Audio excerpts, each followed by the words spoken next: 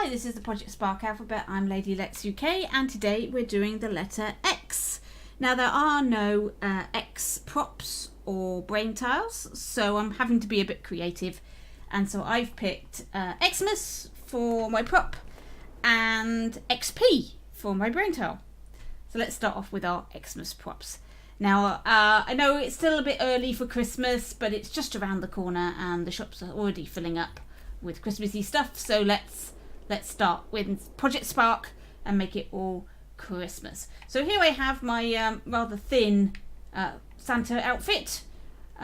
Unfortunately, there isn't really a suitable body type for making a Father Christmas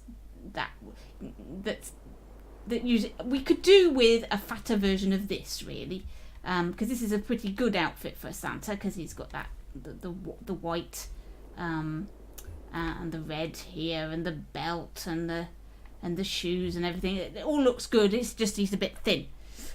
But for like sexy Santa, I mean, there you go. There's our sexy Santa outfit. The hat is pretty simple to make. It's a cone and some bits of stuffing which you just attach to his head like so. I made this rather large to start with and then shrunk it down to his head. Be wary when you do that. Make sure that your props will shrink down to the correct size. And I'll show you when you get problems with the Christmas pudding, that you can't shrink things down as small as you might like when you glue objects together. Okay, so there's our Santa outfit. I don't think I need to go into any great details with that. It's pretty self-explanatory. Same with this paper hat, paper crown. It's just a load of cones stuck together and then attached to his head to make a festive Christmassy hat. Here is our Christmas pudding, and this is quite nice. I'm quite pleased with it. It's sort of a plum pudding, an old-fashioned sort of Victorian looking thing with berries on the top. I've used feathers instead of leaves, made them green. I think that looks quite effective for holly. And little cannonballs for the holly berries, asteroids for the cream, and we've got a barrel lid there for the plate. And this is just an ordinary sphere with some more spheres inside to make the plums inside the pudding. Now, the problem we have here is that the sphere and the cannonballs and all of the round objects, this is the smallest they will go to. And because this object here, that's the smallest that will go, the rest of it cannot shrink either. So when you glue an object together, the smallest object in there, the smallest that will shrink to, that's the smallest your glued object will shrink to. So that is why we've got a massive, great big pudding. Now you could, of course, whoops, he's drunk on Christmas drink. You could do this, that will make your pudding a little bit more of a reasonable size, but then you've got all of the issues with enlarging characters and increasing their mass and everything else. You have to change the pace, you have to change the mass, the density, and all sorts of things to stop them from thumping around like giants. So really and truly, this sort of thing is only going to be good for scenes where your player has shrunk down. A bit like Borrowers or Honey, I Shrunk the Kids or something like that. And you've got really large objects in the world. And there's plenty of games that I can think of where that is the case. Maybe you're playing as a toy or something like that, and this would be ideal for that situation. But if you're making just a scenario, a little scene, when nothing's moving around, this is fine. Go ahead, make whatever you like. And I did do quite a few Christmassy props. I released a Christmas level with animatronic Santas and all sorts of things, so you could check that out. It's part of, I think they showed it on one of the Christmas specials with the Project Spark community managers. Right, here is a Christmas tree. It wasn't made by me. This was Rapture, and he made a series of trees and pine trees and etc. And this is his Christmas tree. It is beautiful, but it is also very, very prop heavy. If I just unglue it, he's got lots of glued parts together, but you can see he has used wheat stalks, and they're very small, and he used hundreds of them to make this tree. And it looks fantastic, but as you'll probably agree, that is very prop heavy, possibly not the best way of making a pine tree for a level, especially if you wanted lots of them. It's okay for a one-off Christmas tree like this, but if you need to keep your prop numbers down, then you'll probably want something a little less prop heavy. So we'll take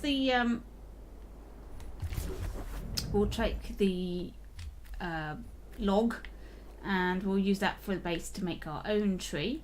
And what I'm going to use, I'm going to use an Arctic fern and a desert succulent to make our tree, and we're going to colour these in a nice festive green.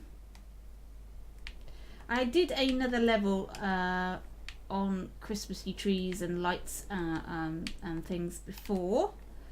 Last Christmas, I believe I did a video, so you might want to check that one out. But here is this year's Christmas tree. Let's make one every year, why not? Let's change the colours here. You don't have to be very precise with getting the greens correct. In fact, it's probably better if they are slightly different, because it gives you a nice variated colour scheme for your leaves. Right, let's rotate that round. Okay, this is going to be the leaves on our tree, and we're going to make that bottom one quite large. And there we go, that's the bottom part of our tree. Then what we're going to do is we're going to raise it up, rotate, plonk down, raise it up, rotate, scale, raise it up, plonk, raise it up, scale, rotate, boom. We're going to keep doing this, rotate, scale, rotate, scale, and I think we'll do a few.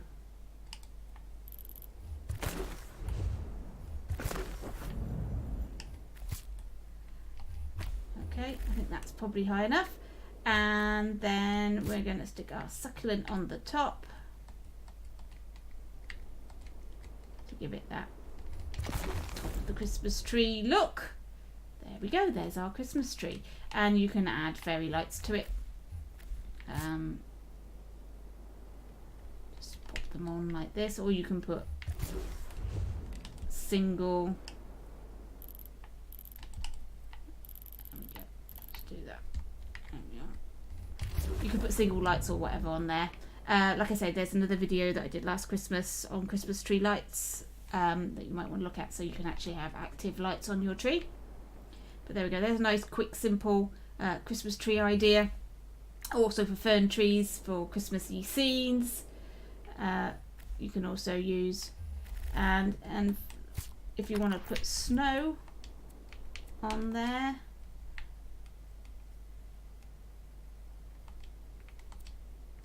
we can, there we are, like that, or we can make it very snowy. There we go. There we are, like that, and then you'd make that top one white as well if you want to create an outdoor. There we go, that's quite good actually. There we go, our outdoor snowy Christmassy tree. Well, that's Christmas out of the way, we don't need to worry about that anymore. Let's have a look at XP. Right. XP. What is XP?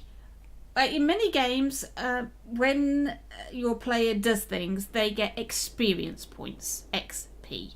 And these experience points quite often they add up until you change your level. So so you start off with 0 experience points, and you go up to, let's say, 100 experience points, and every time you get to 100 it will change the level.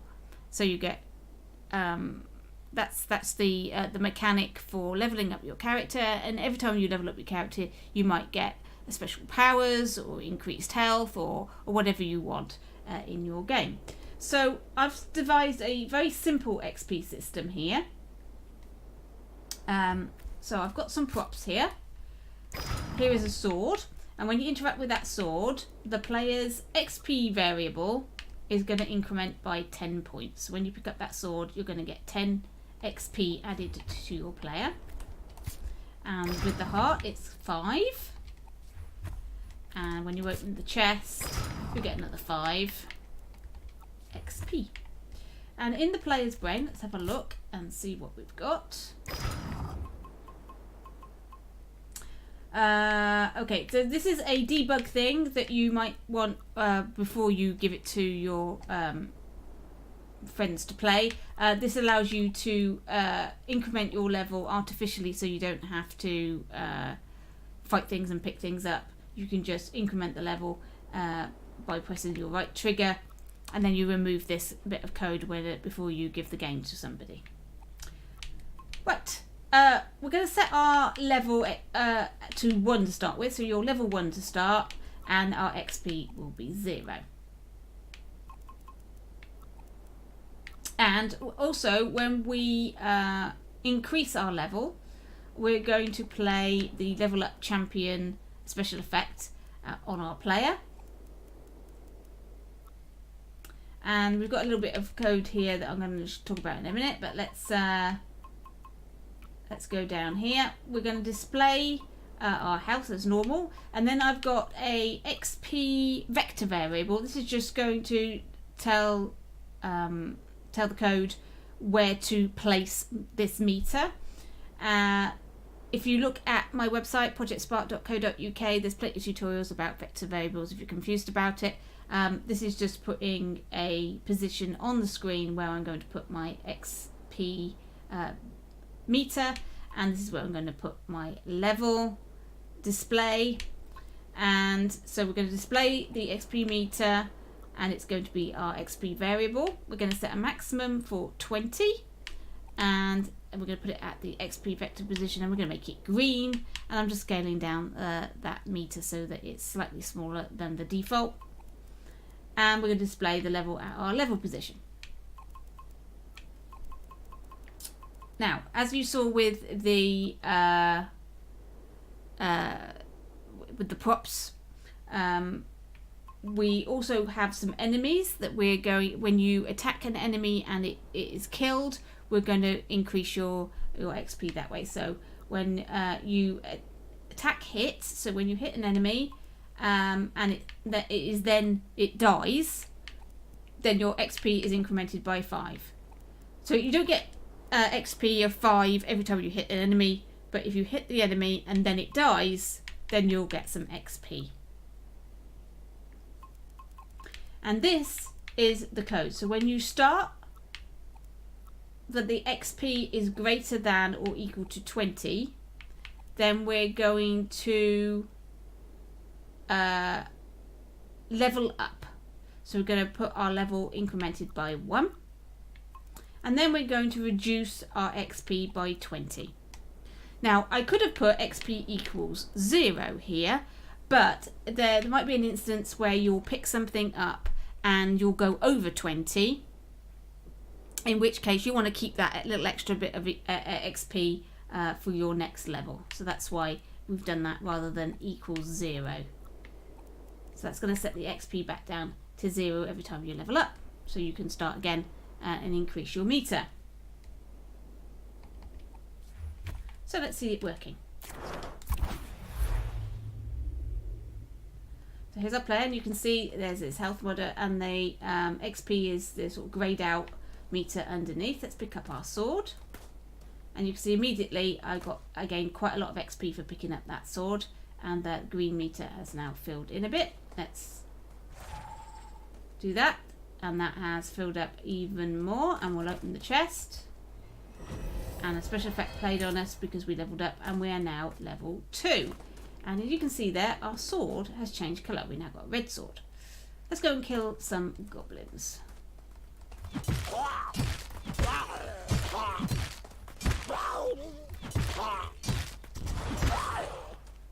One more goblin. That should level us up. Right, we've leveled up. Now we've got a yellow sword. So there we go. That's our very simple XP system. Now let's have a look and see how I change the colour of the swords. So I said, if the level was equal to 2, then for each of the equipment, its solid colour equals red. So whatever equipment whatever weapon he's got that he's using, it's going to be red. And when we got to level 3, we changed that to yellow. So very simple. You can specify something specific that happens when your level is a specific number. Now, you can also change the way a character behaves. It doesn't have to be just visible things. So we could change his jump, for example. So jump height equals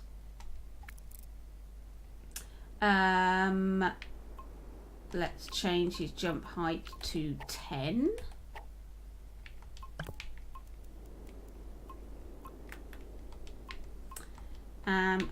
And then we're going to put in an else statement that says if the level is not equal to 2, then our jump height equals, and we're going to create a variable called default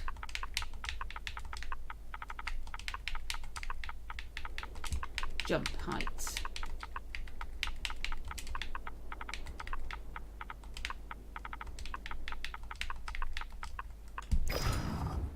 Okay, and we're going to put in here once default jump height equals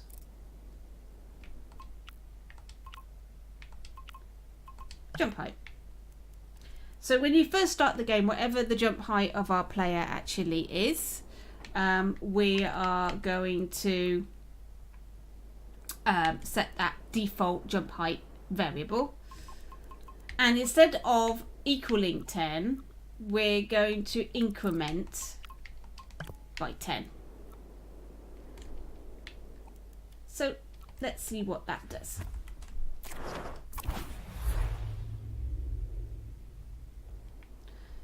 So that's how far you can jump at the moment. Quite high. And we'll right trigger, we'll level up. So we've leveled up, and now you can jump really high. Let's level up again. And now he's jumping the normal default jump height. So there you go. You have to remember to put in else statements when you're using these things, because otherwise it won't go back to what you want it to go back to. It will just stay at that new jump height. So there we go. We have created a very simple XP leveling system. Hope that was useful to you. That was Christmas and XP for the Project Spark alphabet. I'm Lady Lex UK. As always, keep sparking.